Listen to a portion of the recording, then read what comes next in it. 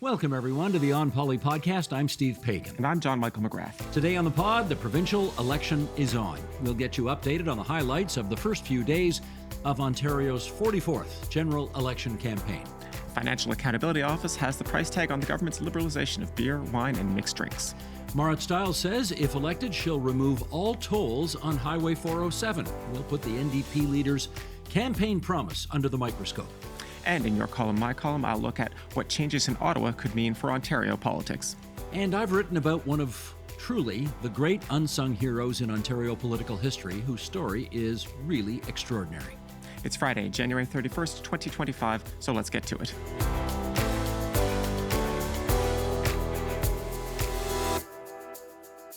Hey, partner. Oh, sir. First sugar of the 44th general election campaign, and it's a very big week, for Ontario politics. So I know you wanted to wear something special to kick off the campaign, and you have chosen blah. What is that? What is that exactly? I went with neutral. It's the first episode of the election campaign. I didn't want to do blue, red, orange, or green. Good point. I want to avoid any accusations of bias, at least for our first episode. So I'm going with totally gray, neutral. But you are more dressed up than our usual podcast fare. I made a different sartorial choice here. Yes. The lieutenant governor obviously has the spotlight for one day when an election is called, because the premier visits the lieutenant governor. She dissolves the legislature, draws up the writs for the election, and away we go. This tie I am wearing is the lieutenant governor's official tie, right? It's got the crown on it and a trillium. And this tie was given to me by Lincoln Alexander, who was one of the great lieutenant governors in Ontario history, first Black lieutenant governor, a Hamiltonian like me, a guy I knew for 50 years, liked and admired him so much that his picture is on the wall over there of our studio, along with some other notable historic figures. So I thought, for the first week of the election campaign, I'm going to dress like a mensch, and I'm going to wear Link's tie, which he gave to me. So there we go. That's the explanation. Very nice.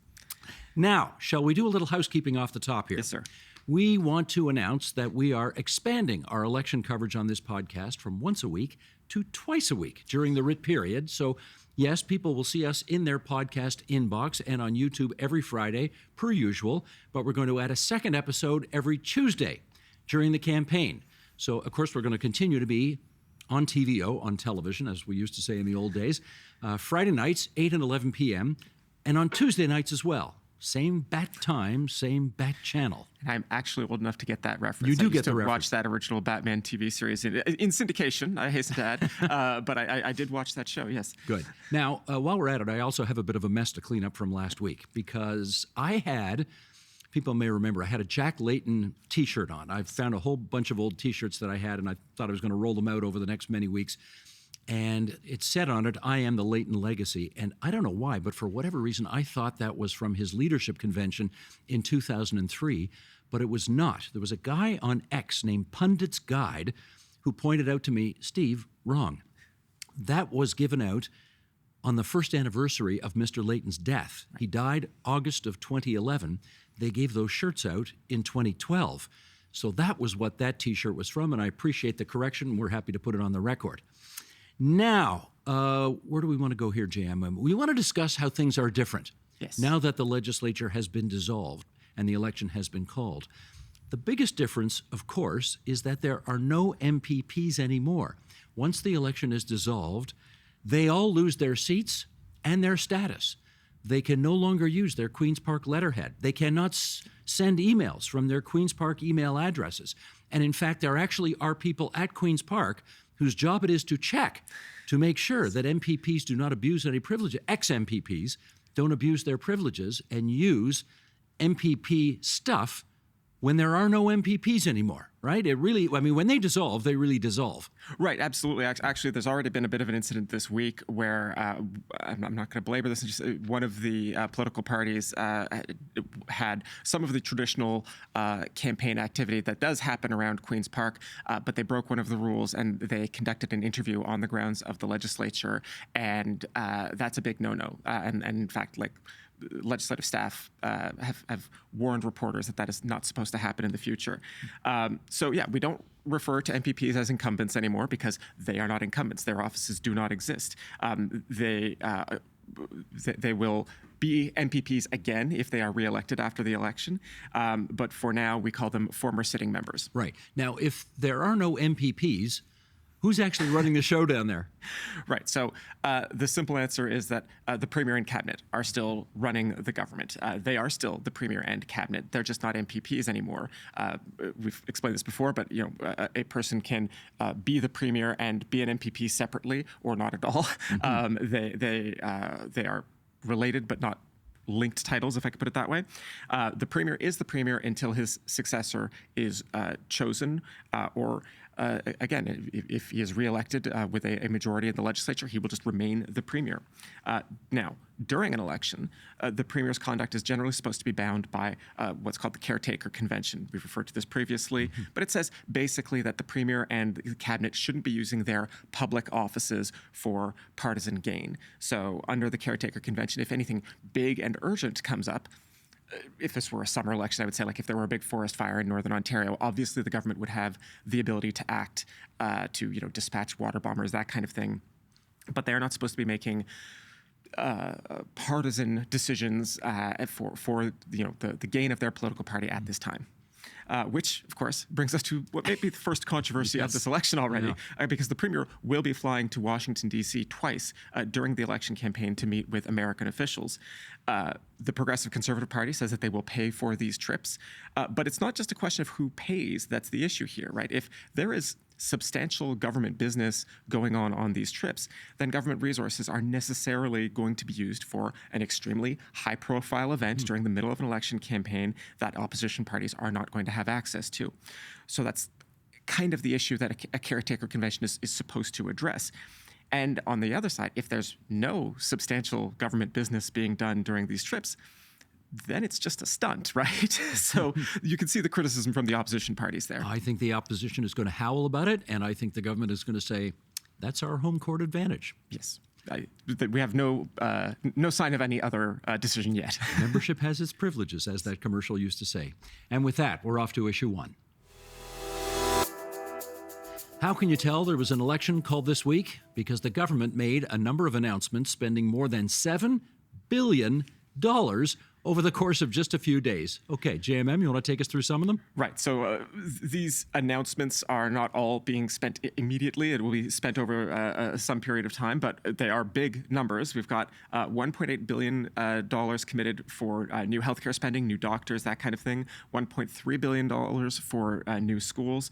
$325 million for new housing infrastructure, new homes. $529 million for the so-called heart hubs. These were the replacements for the supervised consumption sites that the government wanted to shut down. We have, I think this nugget will appeal to you, $30 million increase to the Northern Ontario Heritage Fund Corporation. This is an agency that distributes a lot of sort of economic development grants through Northern Ontario, but they are also expanding the definition of Northern Ontario in this context to include the district of Muskoka. This is an ongoing controversy in Ontario politics. Basically, does Muskoka count as Northern Ontario or not? You know what? It has for the last 50 years. I remember when Ernie Eves was the member for Parry Sound, Muskoka, the former premier, and this was, I think, 1981, and he lobbied successfully to get his riding included in what is constituted as Northern Ontario, just so he could be eligible for these kinds of goodies. Yes, so, we're talking about millions of dollars potentially in grants, and I've already seen one former Northern MPP say, we enjoy the extra $30 million. We're not as interested in sharing it with Muskoka, who frankly have lots of economic opportunity already. That said, there is yet more money, of course, being spent, and this is not government goodies. This is the $189 million it is going to cost to hold this election. Elections Ontario announced that cost earlier this week. That's larger than the last election cost. We've had a few years of inflation. The chief electoral officer, I believe, also said that this is about what they were projecting it to cost if the election had happened on its normal timetable as well. So people can do with that as they may. But, it takes a lot of people doing a lot of work to conduct a province-wide election in the province of Ontario. This will cost almost $190 million. That's so far the commitments that the government has made. I had a discussion actually just yesterday about this with a guy named Bob Bailey, who's an 18-year MPP, former sitting member now, looking for re-election in Sarnia and Lambton. And he said, I know people complain about this $189 million, but he says all the money stays in the community. You got to rent offices, you got to hire people, you got to get fax machines or whatever, internet hookups and all that. So he believes that the amount being expended is not as egregious as it sounds because all the money stays in the community. I told him, okay, if it's such a great idea, let's have an election every year. You can keep all that money in the community all the time.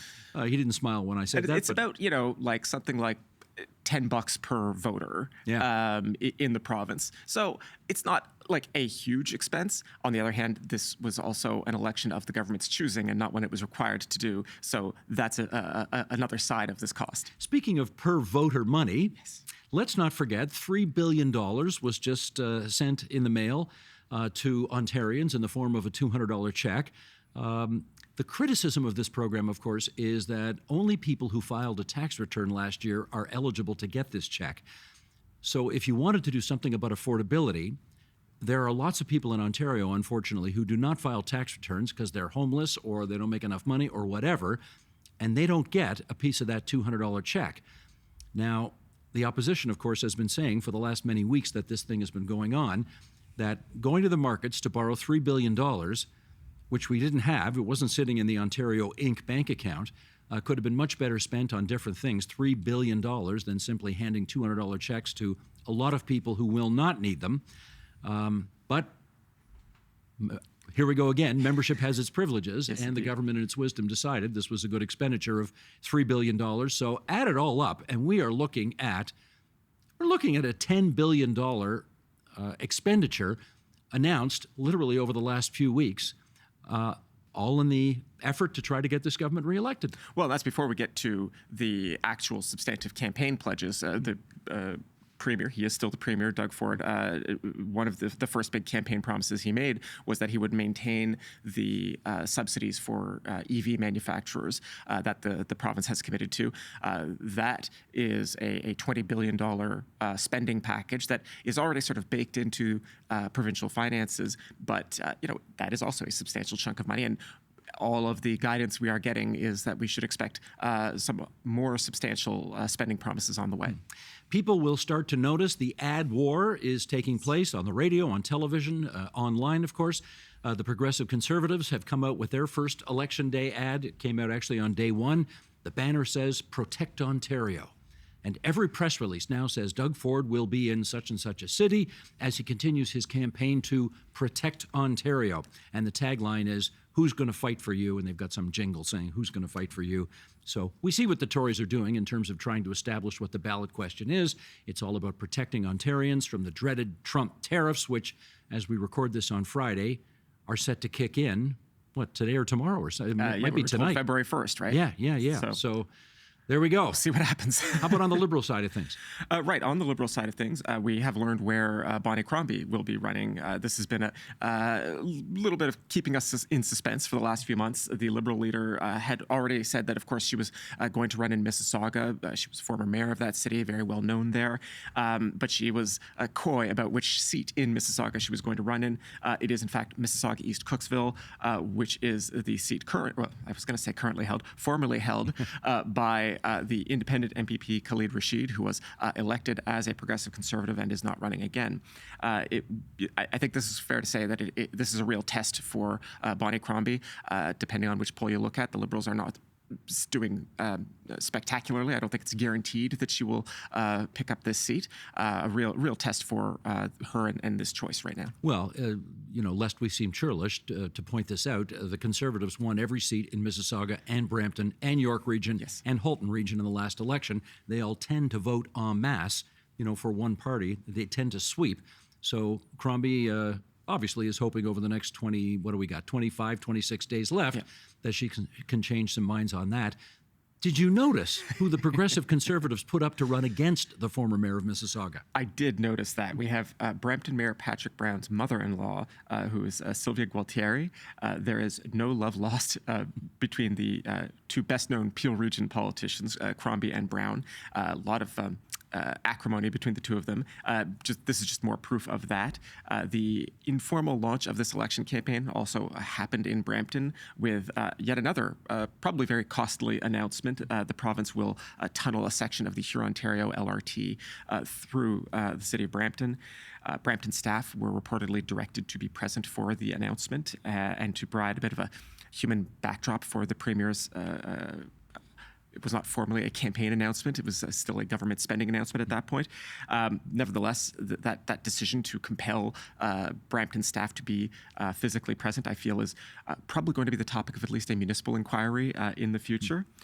In the meantime, I am just going to remark once again that for those of us who remember, 2018 or so, the current relationship between Patrick Brown and Doug Ford is really nothing short of remarkable. It is astonishing. It is, because, you don't have to go too far back to remember that Brown and Ford hated each other so much that when Doug Ford became the premier, he actually passed a law changing the rules of municipal elections because Patrick Brown wanted to run for regional chair of Peel, which is not was it an at-large election? It would have been an at-large election for the first time. Yes, that's right. Yes. And Patrick Brown was going to run for it. Ford then took that away, and so Brown decided to run for mayor of Mississauga instead. Brampton. Brampton. Yes. And won, yes, even though he didn't even live in Brampton at the time. I tell you, the guy's got some game in that regard.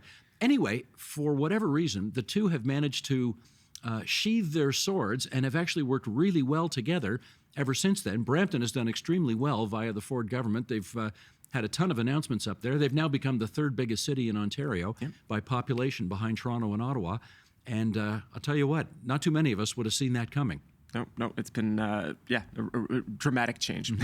Now, one last item, because I wanted to pick up on this very funny thing that you said last week, because I mentioned I've been hearing from candidates that trying to get signs in the ground when it is so cold outside and there's so much snow around has been a problem. And you told a story. You want to tell it again about how they do it at cemeteries? Yes, back before we had industrial machinery and mechanized excavators to dig grave sites, people would pour boiling water on the ground to soften frozen ground, and it's incredibly laborious and energy intensive. But that was one of the only ways you could do it back before we had backhoes. Well, I mentioned last week that there was a candidate running in Mississauga Streetsville for the Liberals named Jill Promoli. She's a school board trustee right now in Peel. And she said that she was going to try that. And apparently, I've checked back in with her, and apparently she does do that. And they have the whole campaign team come, and you're right, it's incredibly laborious, but if you pour enough boiling water on the ground, you actually can make some room to put a stake in somebody's lawn. Wisdom of the ancients, man. There you go. There you go. Now, mind you, I think she said it takes 30 times as much time to get one stake in the ground as it would, if you're running in the spring or the summer or something like that. And not only that, she's doing a lot of door knocking and finding that so many people are away. It's February. A lot of people are just down south right now, so they're not around to cast a vote. And because this was a snap election call, she's also finding people complaining about the fact that you don't get the normal, whatever it is, 10 days of advance poll voting days. There's only 3, I believe. Yeah. So, do we think the Conservatives took all of this into account when they decided to call the early election? I suspect they might have. But these are the kinds of issues that I think we have not heard the last of. We're going to hear more. This is one of these things where I almost wish I had any experience running an election campaign, because there are going to be things like this that pop up that I will have never thought of. But it will be these kinds of difficulties, the actual sort of practical, literal boots on the ground difficulties of running these kinds of campaigns. And as I say, I think we're probably just hearing the beginning of this. Exactly. And with that, we're off to issue 2. Earlier this week, the Financial Accountability Office, which provides independent analysis of Ontario's finances, they released a report on the liberalization of beer, wine, and mixed drinks into corner stores and big box retailers. It says taxpayers could be picking up the tab to the tune of $1.4 billion to do this policy by the year 2030. What else do we need to know here, JMM? Well, so it could potentially be as high as $1.9 billion in the worst case scenario, but let's stick with the $1.4 billion number. Of that $1.4 billion, $612 million of that cost relates to specifically to the decision to expand alcohol sales early. Remember that the Master Framework Agreement was going to end as of January 1st, 2026, no matter what. This decision, at that end of that agreement was going to cost about $800 million using the FAO's assumptions. So let's just say $800 million was like the table stakes. An additional $600 million in costs to move the alcohol sales into corner stores early to last September. So about $600 million for, I think I did the math, it was like 480 days early, or about $1.2 million per early day of alcohol sales, if you want to put it that way. When the government announced all of this, of course, they said that the cost was going to be about $225 million in supports for the beer store. So obviously the FAO is saying that the costs are going to be substantially higher. What is happening here? Well, it is a combination of those supports for the beer store that were announced. But the biggest change is that our finances, or rather how we tax alcohol, is kind of weird in this province. And I'm not going to get into all the details, but the long and short of it is that when you buy alcohol from a grocery store or a corner store, you don't pay all of the same taxes that you would pay if you bought it from a bar or restaurant. And you don't pay the same amount of money that you would if you bought it from the LCBO. So Ontario is not making as much money from a can of beer bought in a grocery store as it would from a can of beer bought at the LCBO.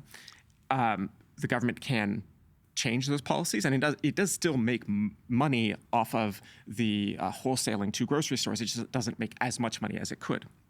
So the government, yes, when you add it all up, we are looking at a net hit of about $1.4 billion to 2030. It's so interesting that Doug Ford has been very focused on this issue because he doesn't drink. Yes. He does not drink alcohol at all, which is, and yet I gather he thinks this is a huge issue for most, everyday Ontarians, and therefore he's focused a lot of energy and effort on this policy.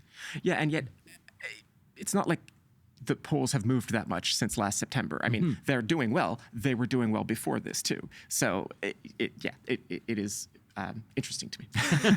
Now, what does the Financial Accountability Office say about how this is going to sort of roll out in the future? Well, so they do give a range of estimates, and they talk about what their predictions are and what the sensitivities are. How much this ends up costing actually depends very much on how quickly consumers shift to buying more alcohol in grocery and convenience stores. The hit actually gets worse the more people buy at grocery stores or convenience stores, right? That's how you get to, remember I mentioned it could be as much as $1.9 billion as in a financial hit.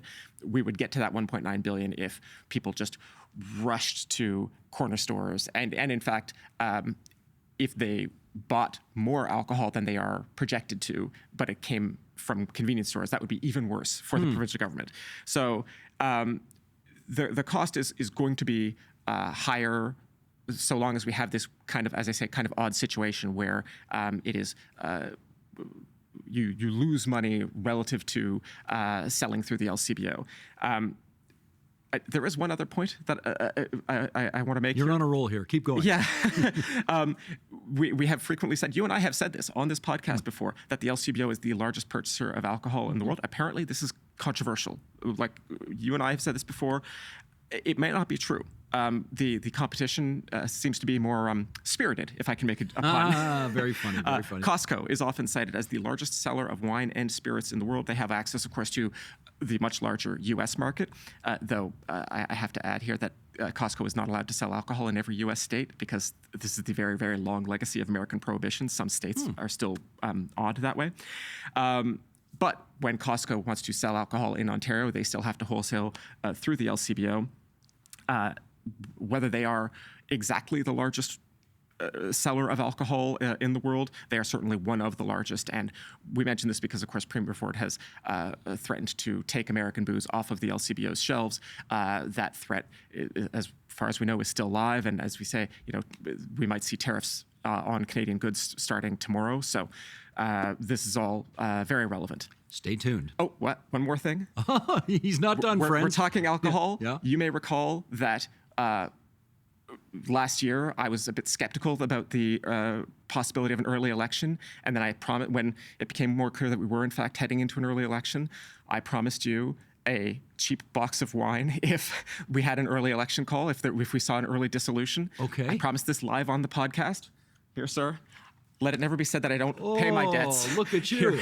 A Lannister always pays his debts. Isn't that great? That's a nice Ontario wine, too, right? It is a nice Ontario wine. Because of the issue we were just talking about, I did buy that at the LCBO, so I have not imperiled the province's finances. I'm so glad to hear it. Well, you could have got away with not paying that. I'd completely forgotten about that bet, but good on you. What kind of man would I be? You are a man with integrity. And with that, we're off to issue 3. Marit Stiles and the Ontario NDP say that if they win the election, they'll put an end to tolls on Highway 407. On day 1, she'd remove tolls for truckers and then enter into negotiations with the privately owned highway to remove tolls for all and even potentially purchase the highway itself. Okay, let's get into the significance of this announcement. What do you think? Right. So, I think politically, there's an argument here that the NDP could be trying to chip away at Doug Ford's monopoly on the votes of motorists. Doug Ford has made no secret of wanting to make lives easier for car drivers and car owners. As far as the policy goes, we've discussed before on the podcast the idea of taking truck tolls off of the 407 and getting more of that truck traffic off of the 401 and hopefully decongesting that.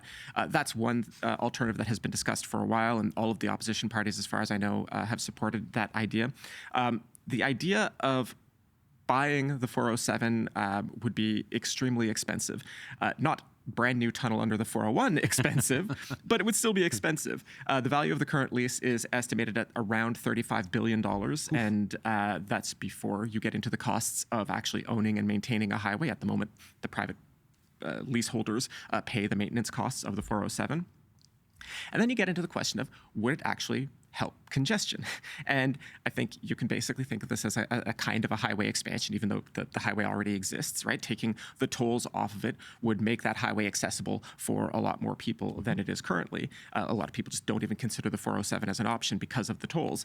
But what we know from the very, very long record of highway expansions is that any congestion relief is going to be short-lived. You will see some people quickly move to the 407, and then within sometimes less than a year, the new people come onto the highway who would not have previously taken, let's say, the 401, and congestion is as bad as ever. The math on this, if I recall the numbers, is really quite astonishing, because it was Bob Ray's government 35 years ago that built the 407 for, I think, between $1 and $2 billion. Mike Harris's government, which succeeded the Ray government, sold it for, I think, $5.5 billion or something like that. Yeah. And now here we are all these years later, and it's worth $35 billion to buy it back? Holy smokes. And that's just the value of a toll highway in the middle of one of North America's biggest urban regions. Right on. Now, of course, we like to look at the politics underneath these announcements. And yes, Marit Stiles and the NDP went up to Brampton. They made the announcement with the 407 in the background. All the seats went to the Conservatives in Brampton in the last election. So you're asking yourself, why would she do that on day 1 of the campaign? And I think the answer is, I'm speculating here, but I think the answer is, the NDP made a bit of a breakthrough a couple of elections ago in the city of Brampton. You may remember the federal NDP leader, Jagmeet Singh, used to be an Ontario MPP and had a seat in Brampton. And the NDP really had their sights set on making the big breakthrough there. And they thought they were making progress, and then in the last election, all the seats went back to the Tories. So my hunch is they are trying to say, we want to try to plant a flag back in Brampton, and they started on day 1 with that. Yeah, I think the other side of the 407 out in the east end of the GTA, Jennifer French, the NDP MPP in Oshawa, has long advocated for getting rid of the tolls. First on the provincial highways leading up to the 407, the Ford government, in fact, did remove those tolls. And I think because we in the east part of the GTA, there is a provincially owned part of the 407 that you could get rid of the tolls on tomorrow, but it doesn't really make sense to do that because it just feeds directly into the privately owned part of the 407. And so one reason to discuss working with the private company, the private owners of the lease, or simply expropriating it, not that it would be simple, is that eventually you could get rid of tolls on both the private part of the 407 and that provincially owned part that is in the eastern GTA as well. Right. Stay tuned on that one.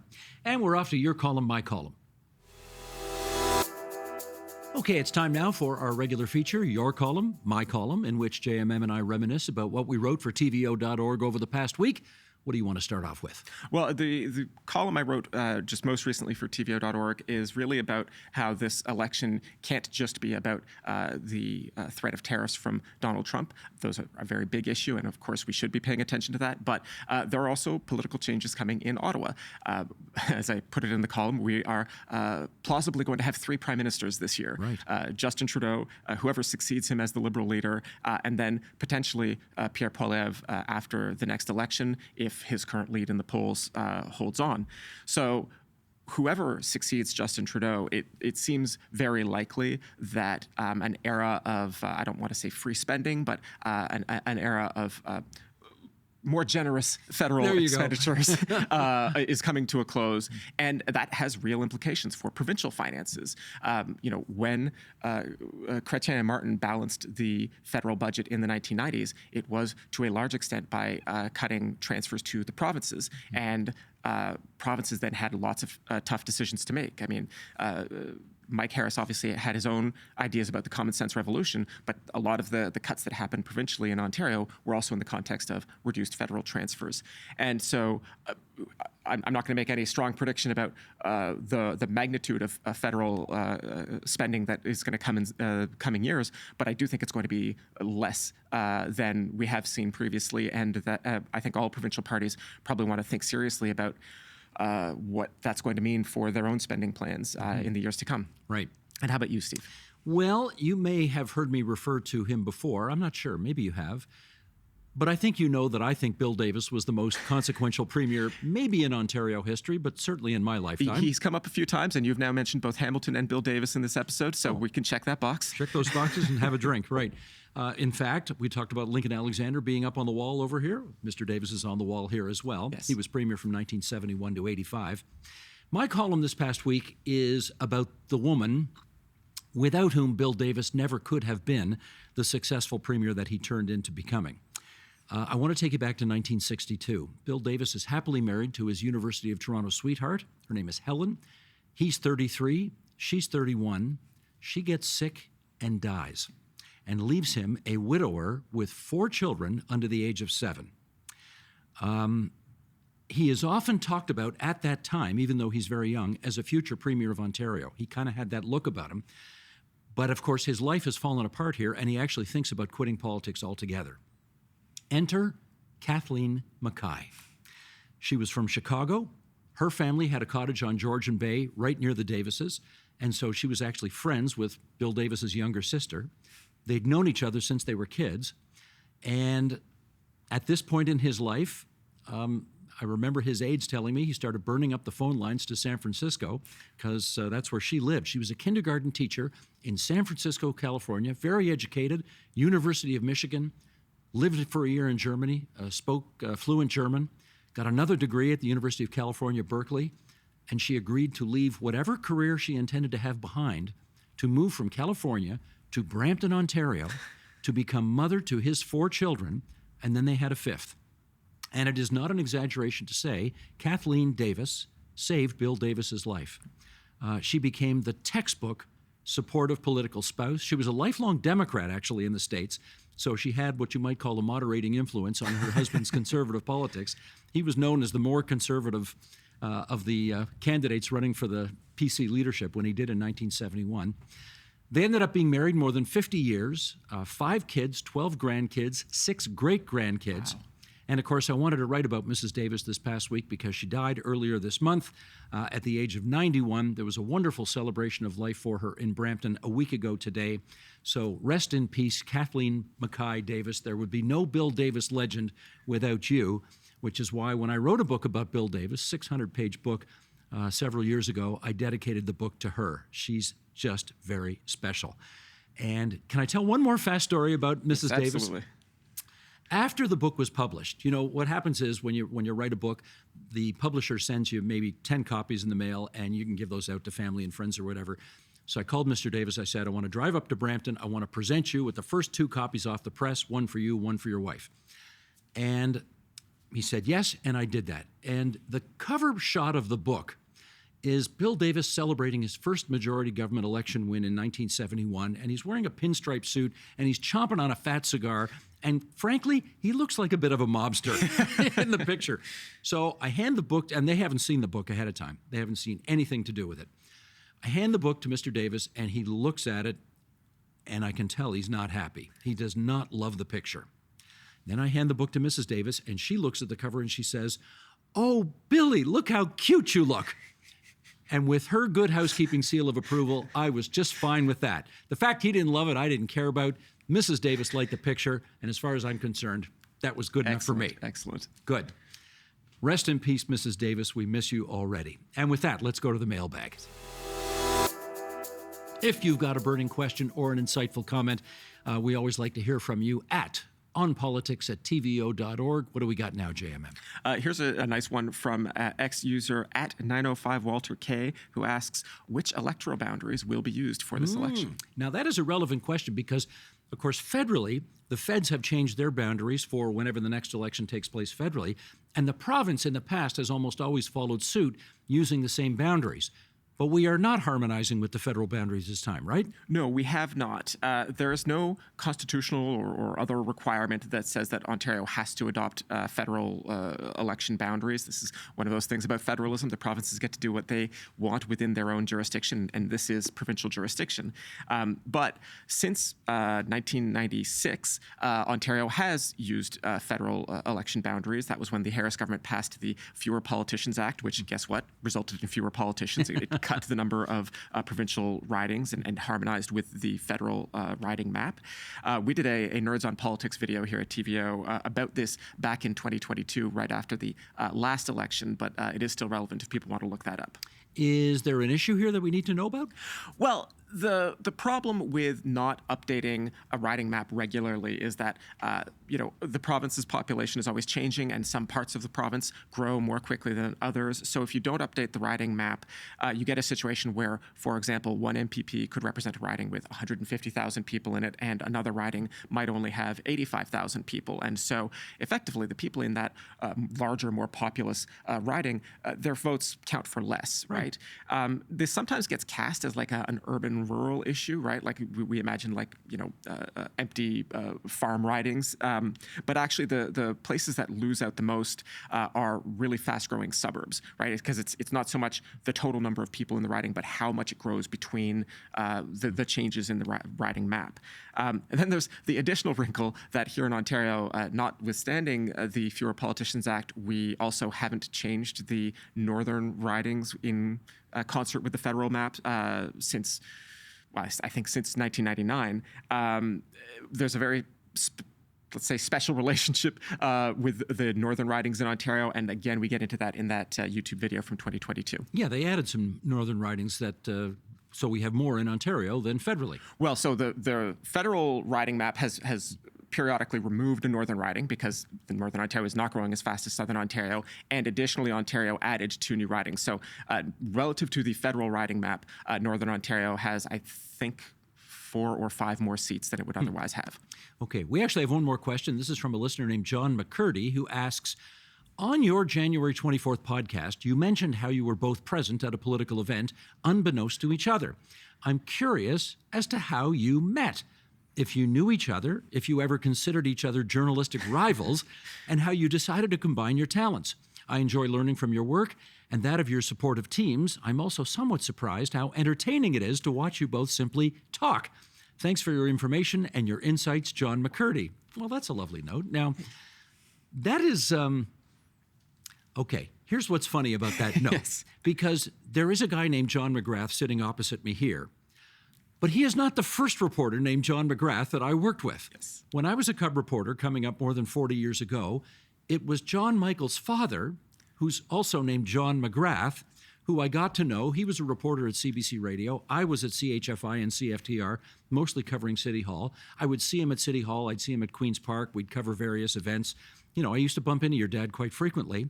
And I don't think I got to know you, certainly not well, until you joined TVO. And of course, much better since we started doing this podcast 5 years ago. But I don't know. Is that your understanding of things?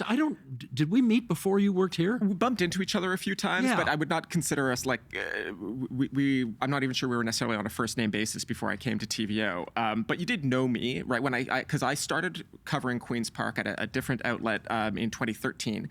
And I think you started to see my byline and you saw me like tweeting about, back when we called them tweets, you saw me tweeting about provincial affairs. And one of the times that we met before I started working here was actually at the, and we're talking a lot about death and funerals this episode, so apologies to our listeners for that, but this was the funeral for Christopher Peloso, who was George Smitherman's husband, who died in winter of 2013, 2014. And I had to cover the funeral. This was an affair with lots of politicians present, and my father was no longer a reporter, but he knew many of the people who were going to be there, and he wanted to express his condolences to George Smitherman as well.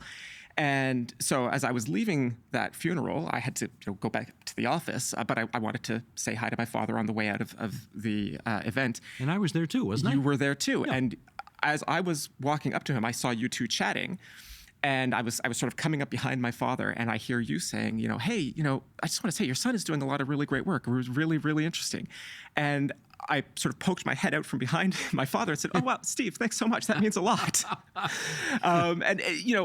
I had just been at Queen's Park for less than a year at that point. I still considered myself a very junior reporter, certainly in the press gallery.